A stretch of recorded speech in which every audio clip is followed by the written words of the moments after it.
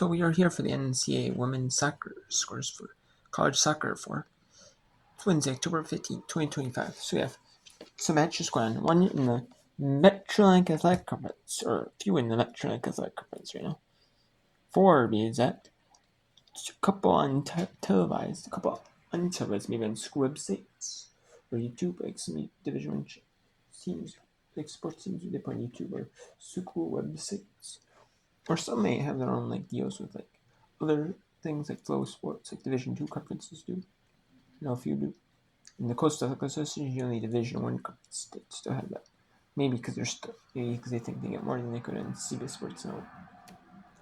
Or something like that. But yeah. Some like, the televised now. I like SWAC TV. Some may like SWAC schools. Some may have their own like paid things. But not very many. A lot of them do it for free. Ones aren't televised by ESPN Plus. We have Niagara and Merrimack in the televised match. That's 2-1 Niagara leads in the 80th minute. In the 38th minute, we have a scoreless tie drop between Mount St. Mary's and Canisius. 36th minute, non-Division 1. The non-Division 1 University of South Carolina at Aiken. The Pacers are down 2 to Charleston Southern. It's an exhibition for the Division 2 schools. Division 2, Division 3 schools, the non-Division 1s is an exhibition game for them. And then the Division 1 treat it during regular season. It gets a regular season game. It's a regular season game for Charleston Southern. That counts in the standings. Like in the overall record, counts as overall record for Charleston Southern. For South Carolina Aiken, it does not count, but typically it is a loss, just like a money game maybe for them. Or for, teams to get, like the same team, get more games maybe. Or maybe they just got exhibitions, so they count. So they don't count as a loss. Typically, most times they lose. Marist and Manhattan, 38th minute score. If they get good favorable result, maybe a draw or a win. So I would really boost them anyways in their comfort, in their NCAA to perception. So. And then Marist and Manhattan scores the 43rd. And until as mentioned, electronic comments. Seeing up 2 in the 42nd minute, Saviors, and Villanova up 2 in Villarquette in the 34th minute. And we have some Patriot League matches and Big South matches later, as well as some in the Metrolink Athletic Conference in Big East. And then there's a Big South match as well. There's a couple Big Souths at 5 Eastern and 6 Eastern, and at 7 Eastern. There's some couple Big South and Big East matches. And we have Navy in the Patriot League. They're standing in the Patriot League earlier game. Navy at American University. Navy defeated American University. It was at the 1 Eastern game. 3-0. So let's go to Merrimack. Niagara at Merrimack. Actually, we'll go that for a final 5 minutes. Let's go to Marist. We'll go there for about the final 5 minutes. So let's go to Manhattan. Taking on Marist at home. It's a scoreless game. 4 minutes and 40 seconds to go in the first half. By Antunes for Marist throw. Another change coming for the Red Foxes. Kelsey Petudo comes into the game, giving Caroline Liptak a rest here at the end of the half.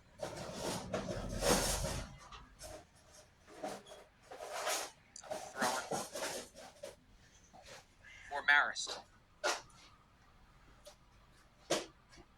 Either side has really slowed down, Jackson, despite all the changes they have made. Everybody's been keeping up with the pace, and it has been very entertaining, as we've said time and time again. We'll see if this continues through the second 45. Initial header won by Marist. Second effort knocked forward by Reinbauer. McMaster trying to keep it in, and does. But one back by Nielsen. Erlinghoff now for Manhattan. Out wide for Wheeler. Speedster up the left side. Maya Wheeler with some space. Looking for Smith. Who's had some encouraging moments since coming on as Berlinghoff once again. For Weissman, squared along for McMaster and knocked out of bounds by Maggi.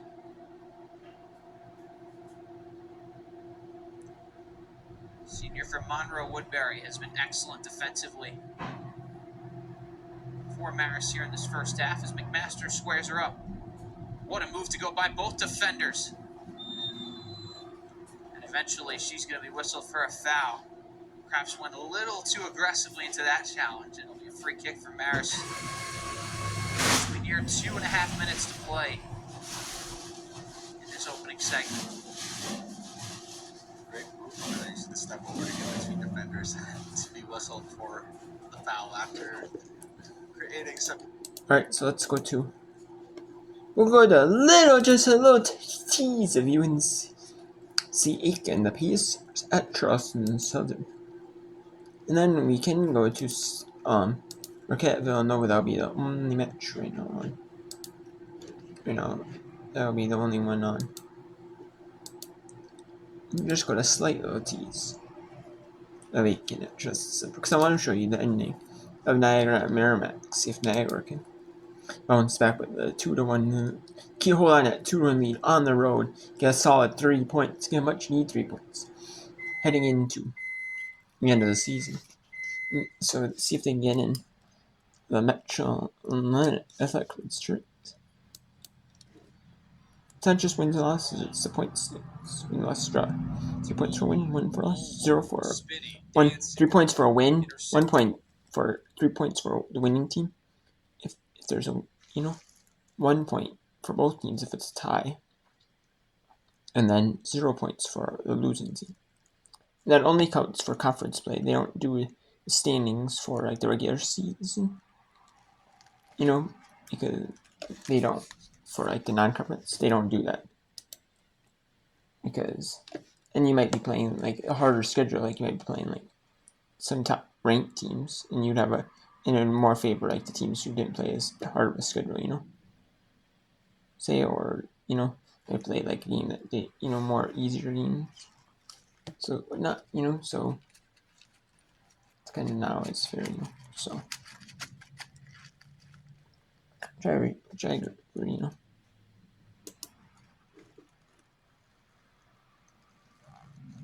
But with under 4 minutes remaining, Niagara can breathe a sigh of relief. Dodge that bullet.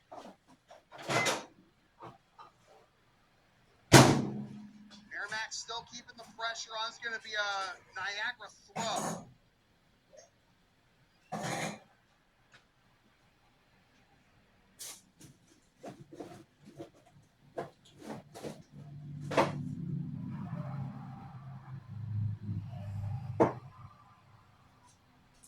They're going to field by Christensen. Caldwell with a watchful eye. He cut it off. Trying to find Ross. Great job by Ross with body control against Lover Jean, but taking right back.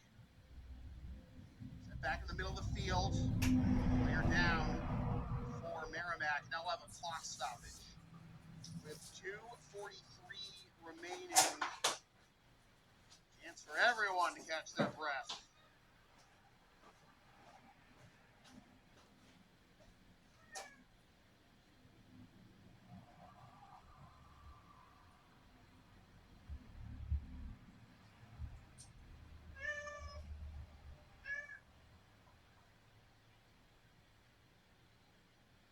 Still no goals in this half. And Caitlin Grady's goal in the 39th minute, 107. Kolashevsky leveled the score at 1. Have the Niagara Purple Eagles 2 minutes and 43 seconds away from victory. A win would get them to 500 overall.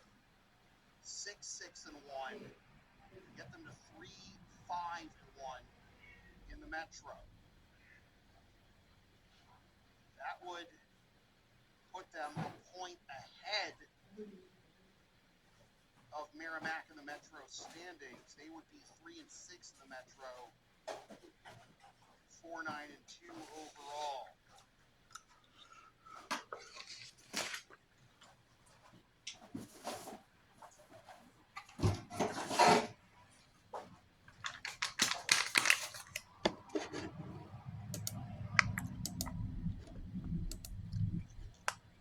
Skylar Ortega being helped off.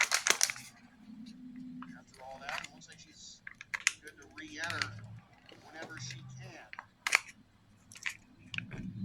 Freshman out of Scottsdale, Arizona.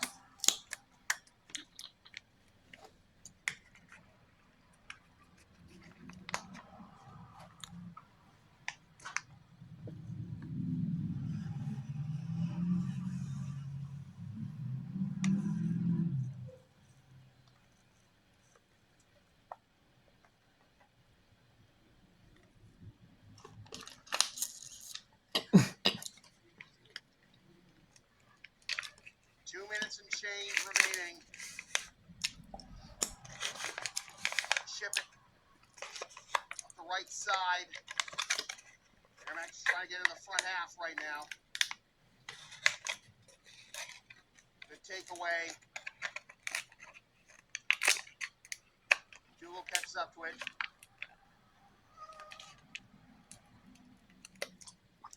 .145 and counting. Merrimack another chance looking for the equalizer, and Petra broke a little too early there. Easy takeaway for the Purple Eagles, and now looking for the nail in the coffin, and the save by Israel. Under 90 seconds to go. How much will that matter?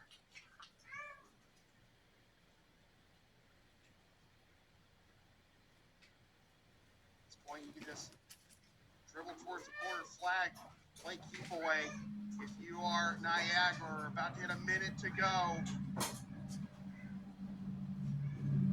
you need a takeaway.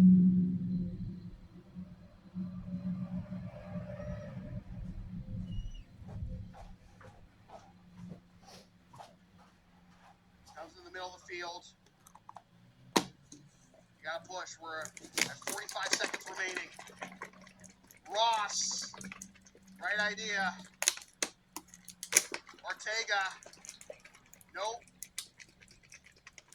Trying to force a turnover from behind. Instead, it's going to be a throw. 30 seconds remaining. Niagara taking their time getting to the ball. It'll be picked up by Briggs. 17 seconds left. Caitlin Gratton got whistle. Free kick. We're going to have a stoppage with 10.3 to go. We're going to stop play here. Stop the clock. You got to wait till Gratton is out of the way here. Start the clock once it's touched. 10 seconds remaining. It's headed back towards the middle of the field, and that is gonna do it. Niagara wins 2-1. Caitlin Grady scores the game winner in the 39th minute, just 100 seconds after Morgan Kolniszewski levels this game at 1. Daniela Almeida, with her first goal of the year and first goal in 3 years, is the lone tally for the Merrimack offense, which was actually outshot by Niagara 17-6 on this game. 8-3 in shots on target, but they won 5 quarters to just 4 for Niagara. Evenly matched game, all things considered. Exciting action from start to finish, and yet it was that 1-2 punch of Kolniszewski and Grady in the final 10 minutes of the first half on 2. In the Niagara Purple Eagles, let's get the win. Over Merrimack, 2-1. Picked by nice, solid, much needed 3 points. So, Kinesis, Mountain St. Mary's at Kinesis, halftime. Scoreless enough. Both teams really need 3 points in that one. Cannot afford to have a draw. Cannot afford to have a loss. Draw would be better than a win or a loss, but can't really afford to have a draw for those two.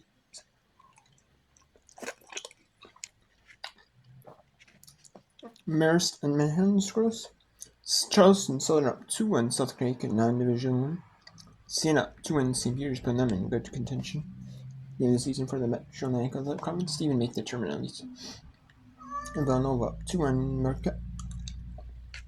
I like them. But themselves in good contention. Or 3 points and get us closer to guaranteeing a spot in the Mid Eastern